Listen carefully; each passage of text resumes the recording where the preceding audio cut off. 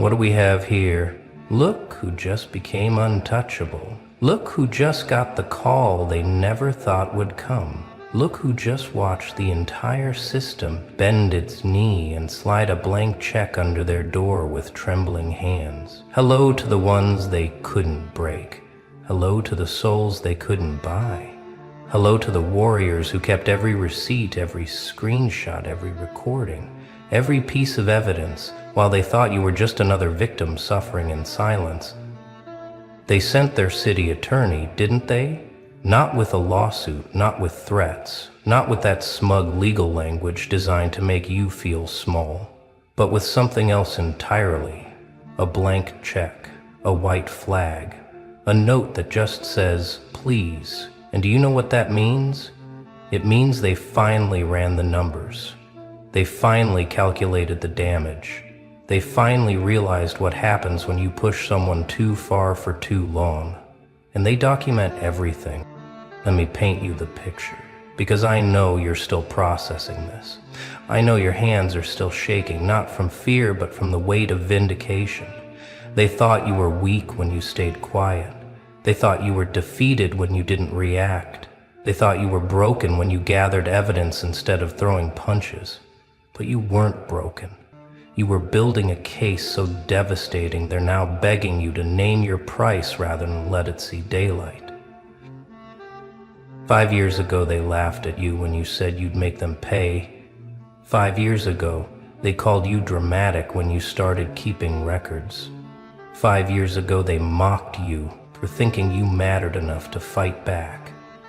But look at them now, scrambling through their lawyers, trying to calculate how much silence costs, trying to figure out what number makes this nightmare go away, trying to understand how someone they treated like nothing became everything they fear.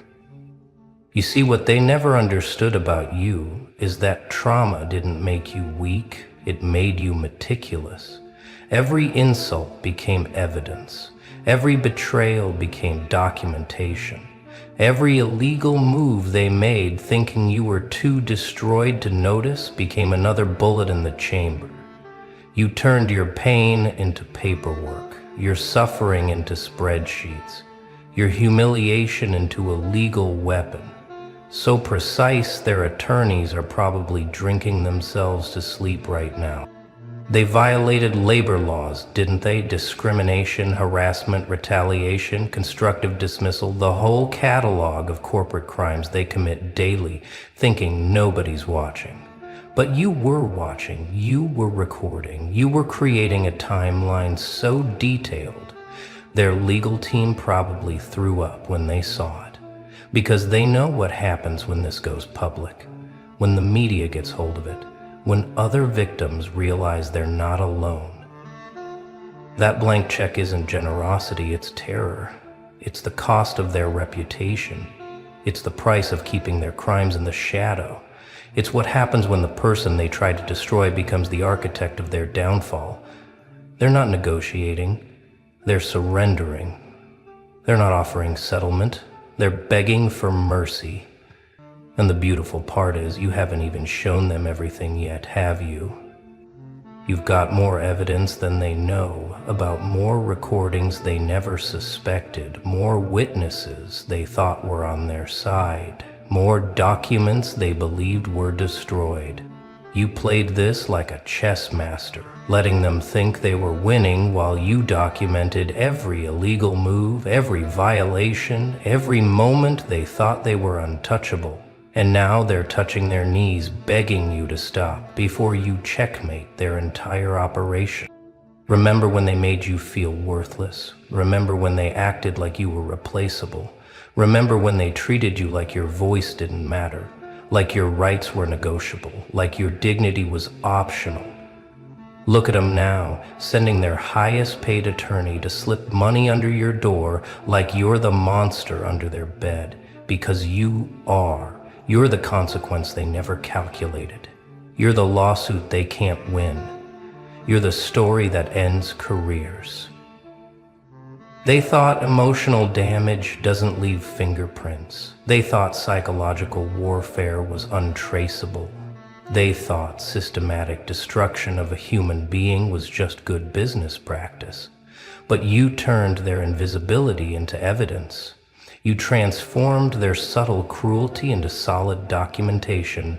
You converted their confidence into confession, because while they were playing games, you were playing law. That note that says please isn't just begging, it's an admission of guilt. It's recognition of your power. It's acknowledgement that they know they're finished if this goes to trial. Their board members are probably having emergency meetings right now. Their PR team is probably drafting 17 different damage control scenarios. Their insurance company is probably calculating whether bankruptcy would be cheaper than what you could take them for. You know what's even better? They can't threaten you anymore. They can't intimidate you. They can't make you disappear because you've already disappeared into the legal system as case number whatever, about to become the precedent that destroys companies like theirs. You're not just a plaintiff, you're a reckoning with a paper trail. You're karma with a legal degree. You're justice wearing the face of someone they should have never touched. Let's talk about what that blank check really means, because it's not just money, it's measurement. It's them trying to calculate the incalculable, trying to put a price on what they did to your soul, your sanity, your sense of safety. How much is trauma worth? How much does PTSD cost? What's the going rate for stolen years, for poisoned reputation, for nights you couldn't sleep because of what they put you through?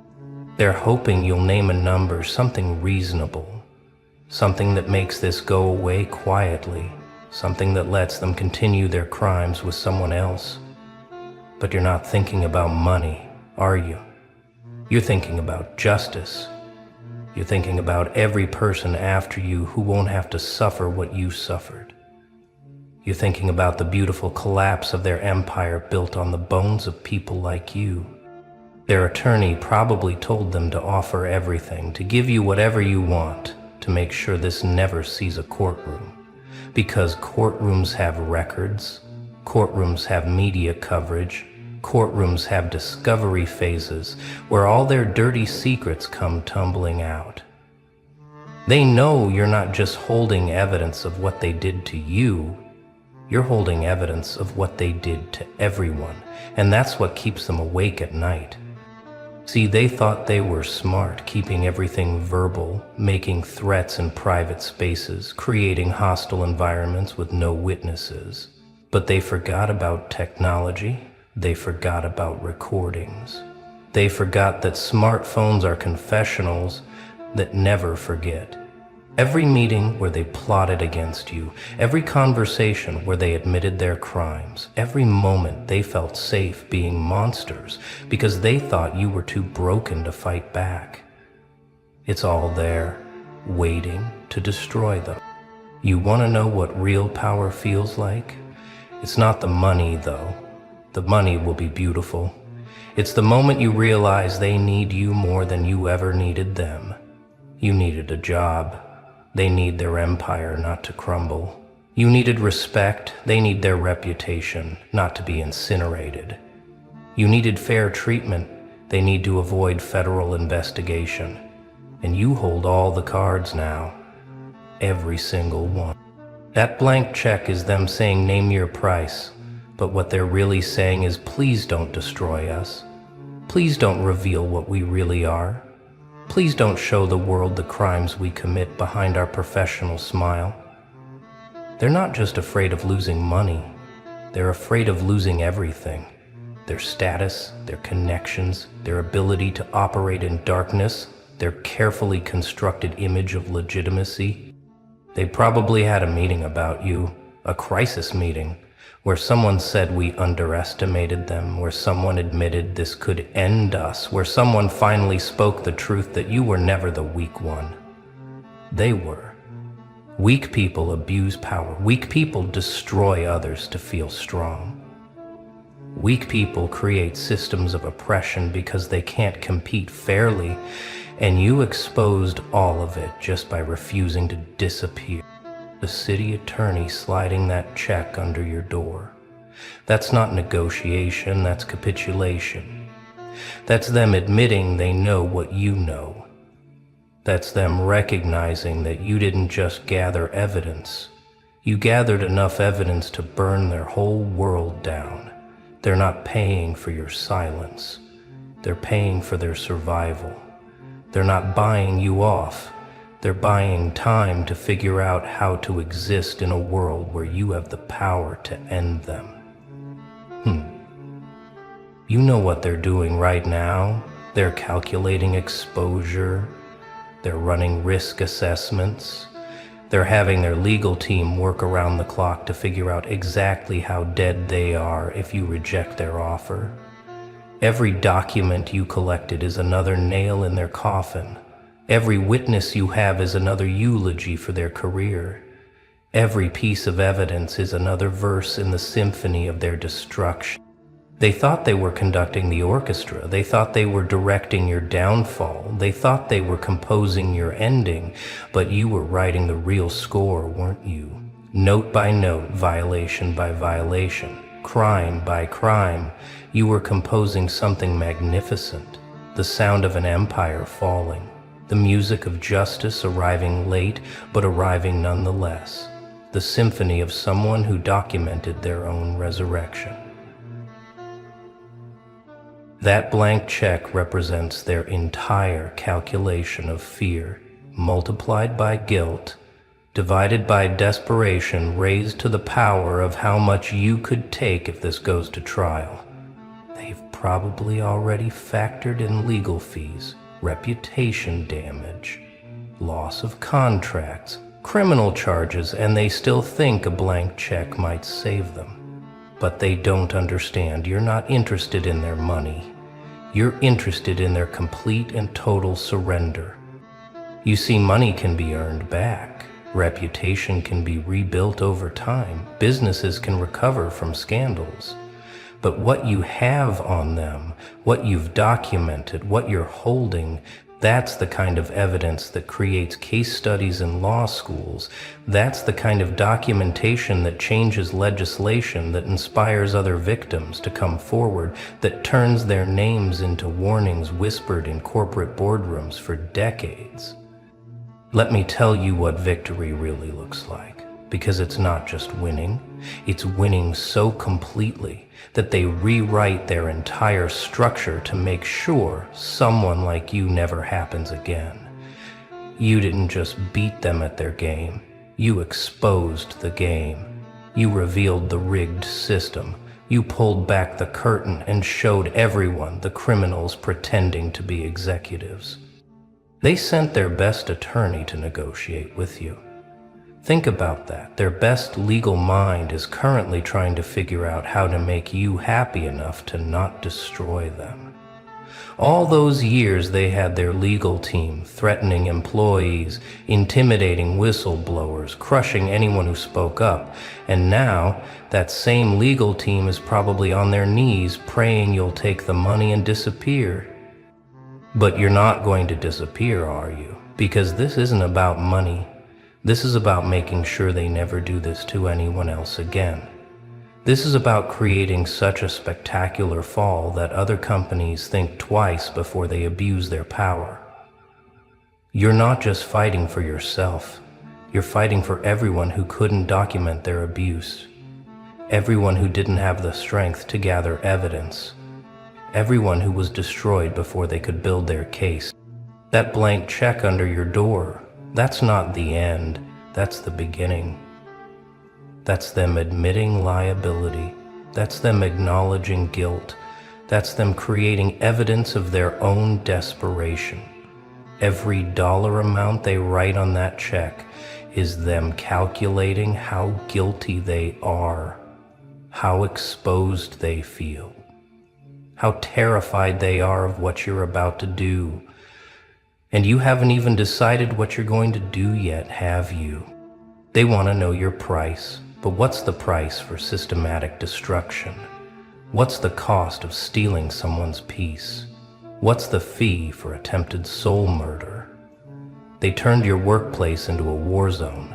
your career into a casualty, your mental health into collateral damage. And now they want to write a check, like that fixes everything. Like money can buy back the years they stole, the opportunities they destroyed, the person you were before they tried to break you. But you know what that blank check really is? It's an insult. It's them still thinking they can buy their way out of consequences. It's them believing that everyone has a price, that everything can be negotiated, that justice is just another transaction. But you're about to teach them that some things can't be bought, that some people can't be purchased, that some victories are worth more than all the money they could ever offer. They're probably telling themselves you'll take the money and run, that you'll grab the check and disappear, that you'll choose the easy path over the righteous one. But they don't know you. They don't know that you've already won, that the victory isn't in their surrender, it's in your transformation from victim to victor, from target to threat, from the hunted to the hunter, holding all the evidence needed to end the hunt forever. Their fear is so thick right now you could bottle it, their panic so pure you could frame it, their desperation so complete you could teach courses on it. They went from thinking you were nothing to knowing you're everything, from treating you like disposable to realizing you're indispensable to their survival, from acting like you didn't matter to understanding you matter more than anything because you hold their future in your documented hand. This is what it feels like to hold all the cards, to be the house instead of the gambler, to be the one deciding who wins and who loses. They gambled with your life and lost. They bet against your resilience and got cleaned out. They went all in on breaking you, and now they're broke, begging for a loan from the very person they tried to bankrupt.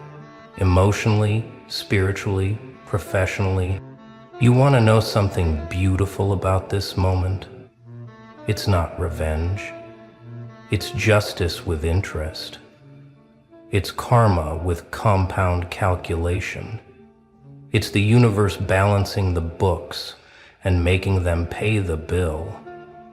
Every tear they caused is now a $sign in their nightmares. Every moment of suffering is now a legal liability. Every time they thought they got away with it is now evidence that they didn't. They're not just afraid of losing a lawsuit. They're afraid of starting an avalanche because they know you're not the only one they've done this to. You're just the only one who documented it, the only one who built a case, the only one who turned their abuse into evidence and their crimes into confessions. If you take this public, others will come forward, others will find their courage, others will realize they're not alone, and that terrifies them more than any dollar amount. That city attorney slipping that check under your door, that's not professional courtesy, that's professional terror. That's them knowing that the proper channels would expose them, that official negotiations would create records, that formal proceedings would mean discovery phases where all their skeletons come dancing out of the closet. They're trying to keep this quiet, not because it's better for you, but because it's the only way they survive. Let's talk about what you really have on them, because it's not just evidence, it's an archive of evil. It's a library of their liability. It's a museum of their malice, carefully curated and perfectly preserved. Every email they thought was deleted. You recovered every conversation they thought was private. You recorded every witness they thought was loyal. You turned into testimony waiting to happen. You built something they never expected, a case so airtight their lawyers can't breathe, a documentation so thorough their denials become perjury, a paper trail so clear it leads straight to their conviction. They thought they were playing corporate games, but you were building a legal fortress, brick by brick, violation by violation, crime by crime, until you created something unassailable, something that doesn't just win cases, it destroys companies. Brick by brick. Annette. They probably brought in specialists to assess the damage, consultants to calculate the risk, investigators to figure out exactly how much you have on them, and every report came back with the same conclusion. They're finished, unless you decide to show mercy. But mercy isn't what they showed you. Is it mercy? Isn't what they gave when you were begging for basic human dignity, when you were asking for fair treatment, when you were just trying to survive? There's systematic destruction. That blank check is them begging for the mercy they never gave, offering the understanding they never showed, trying to buy the compassion they never had. They want you to be better than them, to take the high road, to choose money over justice. But they picked the wrong person to break, because broken people who rebuild themselves don't forget the architecture of their destruction. They study it, they document it, they use it to build something that can never be broken again. Oh, look at you, standing there, breathing, existing, while somewhere, right now, in this very moment, someone who once dismissed you is losing sleep. Someone who underestimated you is questioning everything. Someone who laughed at your pain is choking on the irony of their own downfall. And the most beautiful part, the part that makes this entire story a masterpiece, is that you didn't say a word. You didn't announce your arrival.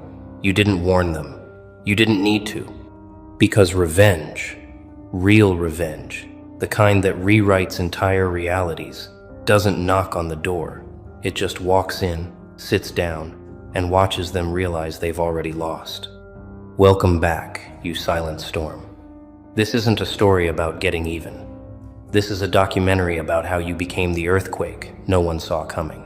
Let's establish something crucial right here, right now, before we go any deeper into this reckoning. They thought silence meant weakness. They interpreted your quiet as surrender, your distance as defeat, your absence as erasure. For months, maybe years, they watched you disappear from their stage, exit their drama, leave their circus without fanfare or fury. And in their arrogance, in their desperate need to control the narrative, they celebrated. They told themselves you ran away. They convinced each other you couldn't handle the heat. They whispered in group chats, laughed in private conversations, toasted to your supposed downfall with glasses raised and egos inflated. But here's what they missed, what they couldn't see through their fog of self-importance. You weren't running, you were loading. While they were busy performing for an audience of enablers and co-conspirators, you were becoming something they couldn't recognize anymore. You stopped defending yourself because you realized defense was beneath you. You stopped explaining because you understood that people committed to misunderstanding you will twist your words no matter how clear you speak.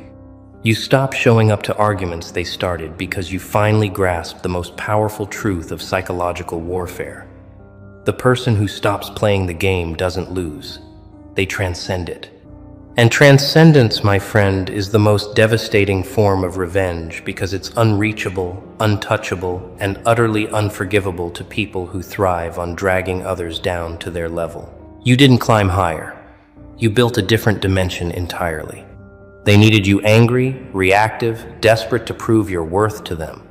They fed on your explanations, your justifications, your attempts to make them understand your perspective.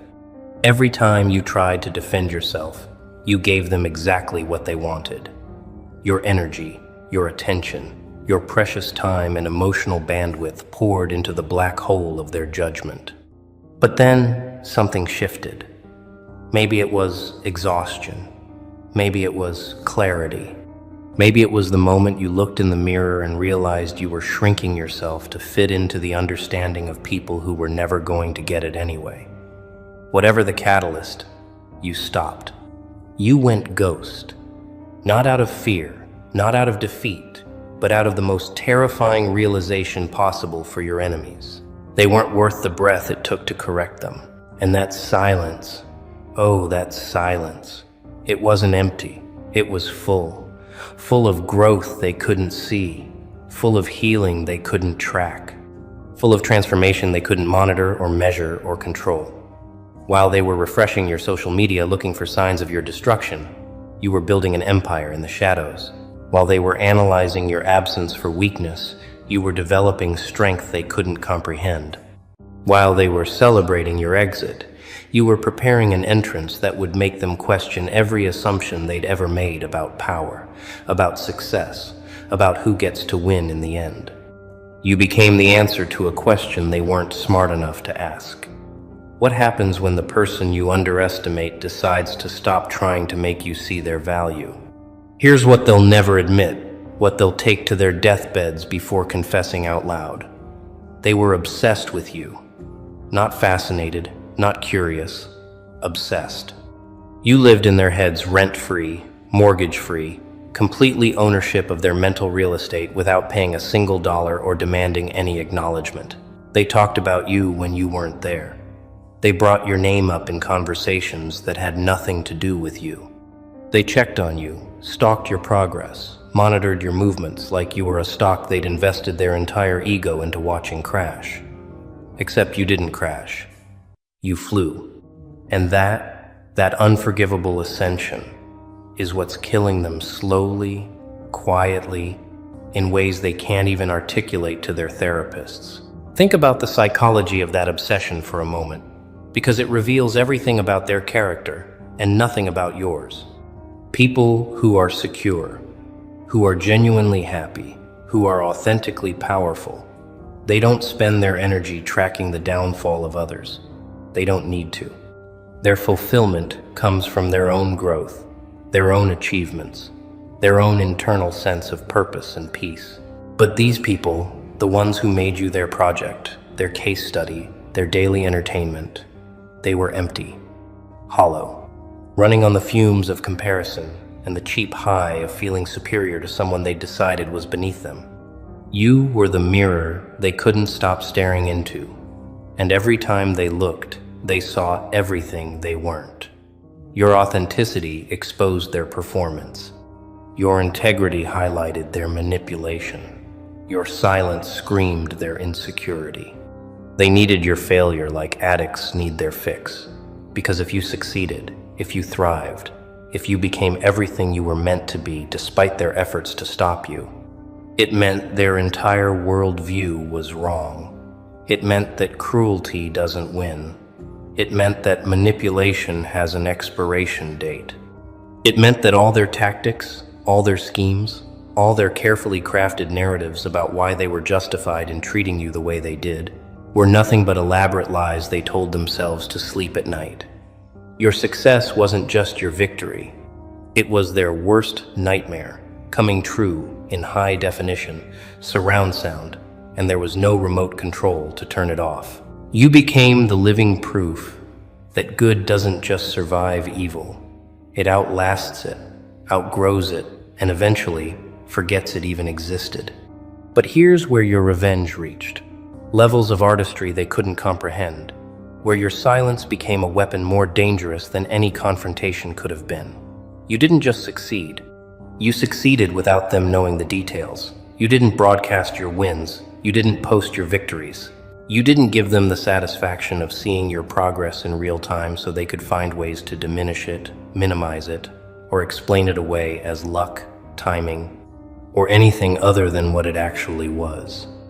Your undeniable excellence. They got to see the finished product, the fully transformed version of you, without getting to witness the process. And that absence of information, that gap in their surveillance, it drove them absolutely insane. Because now they can't say they saw it coming. They can't pretend they always knew you had potential. They can't rewrite history and claim they were always supportive, always believing in you, always rooting for your success behind the scenes. The evidence is too clear. The timeline is too documented. They tried to break you. They failed. And now they have to live with that failure every single day, watching you exist in a reality they tried to prevent you from reaching. Your very existence became the revenge. Your breathing became the reminder. Your thriving became the torture they inflicted on themselves by underestimating someone who was always going to outlast their cruelty. You didn't need to do anything to them. You just needed to become undeniable. Let's talk about the moment, the precise instant, when they realized they miscalculated. It wasn't dramatic. There was no movie soundtrack, no slow-motion revelation, no theatrical confrontation where truth gets spoken and justice gets served. It was quieter than that, more devastating than that. It was the moment they heard your name in a context they weren't prepared for. Maybe someone praised you. Maybe someone mentioned your success. Maybe someone asked why they weren't connected to you anymore, and they had to scramble for an explanation that didn't make them look like the villain they actually were. That moment, that split second of recognition, when they understood that you weren't the person they'd decided you were. You were so much more. And oh, the panic that must have flooded their system in that instant. The cold realization spreading through their chest like ice water in their veins. Because if you weren't who they said you were, if you weren't weak, broken, defeated, destroyed by their treatment, then what did that make them? It made them wrong. Publicly, irreversibly, undeniably wrong. And for people who built their entire identity on being right, on being the ones who could see through others, on being the judges and juries of everyone's character, being wrong isn't just embarrassing. It's existential. It means everything they thought they knew about reading people, about manipulating situations, about controlling outcomes, was based on a foundation of quicksand. And you were the earthquake that revealed how unstable their ground always was. They tried to reach out, didn't they? Maybe not directly at first. Maybe through mutual friends, through subtle social media interactions, through carefully worded messages that tested the waters to see if you'd forgotten what they did. They wanted back in, not because they missed you, not because they realized your value, but because your absence made them look bad. Your success without them in it made people ask questions. Why aren't you two connected anymore? What happened there? And suddenly they're scrambling to control a narrative that already moved on without them. They're trying to rewrite history while you're busy writing the future. And that desperation, that sudden interest in rebuilding what they destroyed, it's the sweetest confirmation you could ever receive. You passed the test they didn't even know they were taking. See, they thought the test was whether you could survive without them, whether you could function after they cut you off, discarded you, treated you like you were replaceable and forgettable. They thought the answer would be no. They were betting on your collapse. But the real test, the one that mattered, was whether they could thrive without you, whether their lives would feel as full, as meaningful, as vibrant without your energy in it. And the answer, the undeniable truth they're now forced to live with every day, is no, they can't. Their lives are dimmer, their circles are smaller, their joy is shallower, because they removed someone rare and tried to replace you with people common. And common will never feel like magic, no matter how many of them they collect. Here's the part that will haunt them forever, the ghost that will follow them through every future relationship, every new friendship, every professional connection they try to build. They'll always wonder if they're making the same mistake again. Every time they dismiss someone, every time they underestimate someone, every time they treat someone as less than, they'll remember you. They'll remember the person who proved them wrong so thoroughly, so completely, that it became a reference point for all their future judgments. You didn't just beat them. You became the standard by which they measure their own capacity for error. You're the cautionary tale they tell themselves, the reminder that their perception isn't as sharp as they thought, that their judgment isn't as sound as they believed. You're the one that got away, not romantically, but intellectually, spiritually, karmically, the one they should have kept. Now let's dissect what actually happened here, because this isn't just about you winning and them losing. This is about understanding the mechanics of how quiet revenge actually works, how silence becomes the most lethal weapon in your arsenal when deployed with precision and patience. Most people, when they're hurt, when they're betrayed, when they're disrespected, they react immediately. They confront, they call out, they blast, they expose. And there's nothing wrong with that. Sometimes immediate response is necessary. But you chose a different path. You chose the long game.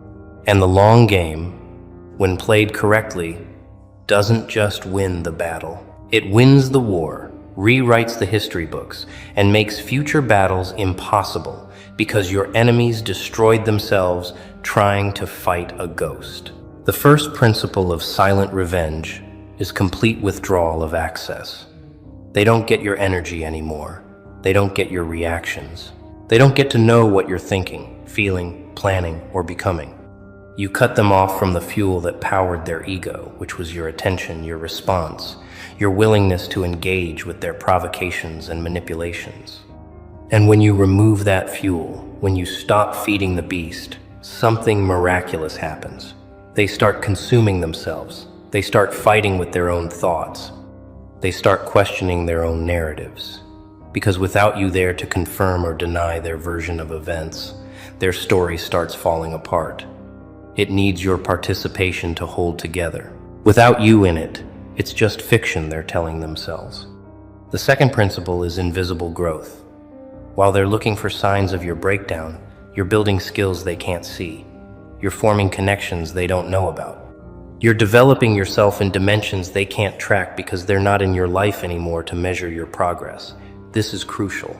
If they can see you growing, they'll find ways to interfere, to slow you down, to plant doubt in your mind or in the minds of people around you.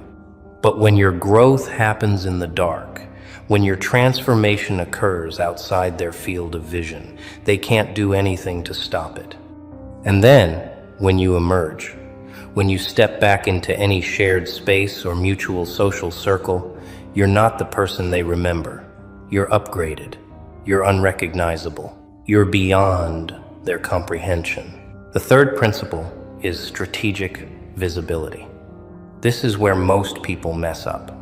They either stay completely hidden forever, which means their revenge never lands, or they come back too loud, too obvious, too desperate to show off what they've become. Neither approach maximizes impact. The sweet spot is selective visibility. You let pieces of your new reality leak through. A mutual friend mentions your success. An old colleague shares a post about your achievement. Someone asks about you and gets an answer that surprises them. These breadcrumbs, these small revelations that trickle back to your enemies without you directly giving them information, they're devastating. Because now they're hearing about your success from other people, which makes it undeniable. They can't dismiss it as you bragging. They can't minimize it as exaggeration. It's verified by third parties. It's real, and it's killing them. The fourth principle, and this is where it gets philosophical, is genuine indifference. This can't be faked. You can't pretend not to care while secretly obsessing over whether they're watching, whether they're hurting, whether they're regretting. That's not revenge. That's still being attached. Real revenge happens when you genuinely stop caring about their opinion, their perspective, their regret or lack thereof. When you reach the point where their existence doesn't register on your emotional radar anymore, where you could run into them and feel nothing, not anger, not satisfaction, not anything at all, that's when you've won completely. Because now they can't hurt you, they can't affect you, they're powerless. And for people who once had power over your emotions, over your peace, over your sense of self-worth, becoming powerless is the ultimate defeat. The fifth and final principle is compound effect over time. Your revenge isn't a single moment. It's every day that you wake up better than you were yesterday. It's every month that passes where you're achieving things they said you couldn't. It's every year that you prove their assessment of your character was wrong. Revenge isn't an event. It's a lifestyle. It's who you become in defiance of who they said you were. And the beautiful thing about compound revenge is that it doesn't require maintenance. You're not plotting. You're not scheming. You're not investing energy into making them suffer. You're just living your best life, and their suffering is an automatic byproduct of your success. They hurt themselves by watching you win. You don't have to do anything except continue being excellent. Here's what's happening right now, in real time, while you're watching this, reading these words, feeling this validation sink into your bones. They're watching. Maybe not literally at this exact second, but consistently, obsessively, with a frequency that would embarrass them if anyone knew. They check your profiles. They ask about you. They notice when you post and when you don't. They track your movements through the digital breadcrumbs you leave behind, through the mutual connections you share, through the spaces you occupy that overlap with theirs. And every single time they look, every single time they check, they're hoping for two contradictory things simultaneously.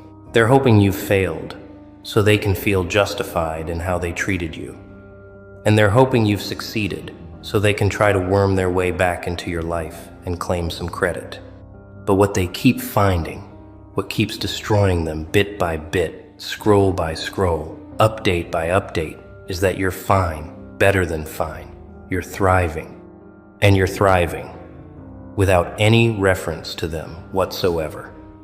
You're not posting cryptic messages about fake friends. You're not sharing quotes about betrayal. You're not giving them the satisfaction of knowing they still occupy space in your head. Your content, your energy, your entire digital and physical presence is forward-focused, future-oriented, completely unbothered by the past they're still trapped in. And that absence of acknowledgement, that complete lack of emotional residue from what they did to you, it's driving them insane. Because they want to matter, even negatively, even as the villain. They want to know they had an impact, but you won't even give them that. Think about the psychological torture of watching someone you tried to destroy become everything you're not. Every photo of you smiling is a reminder that their cruelty didn't stick. Every achievement you post is evidence that their sabotage didn't work. Every new connection you make, every opportunity you attract, every level you reach, it's all proof that you were never the problem. They were. And now they have to sit with that knowledge, that undeniable reality, while maintaining the facade that they're fine, that they've moved on, that they never think about you. But we both know that's a lie. They think about you constantly. You're the itch they can't scratch, the question they can't answer, the mistake they can't undo. You're permanent in their psyche in ways they'll never be in yours. And here's the twist, the plot development they never saw coming. You're not just succeeding in the areas they expected you to fail. You're succeeding in dimensions they didn't know existed. You're finding joy in places they never looked. You're building a life so far removed from the version they tried to trap you in that if they saw the full picture, they wouldn't even recognize it as belonging to the same person.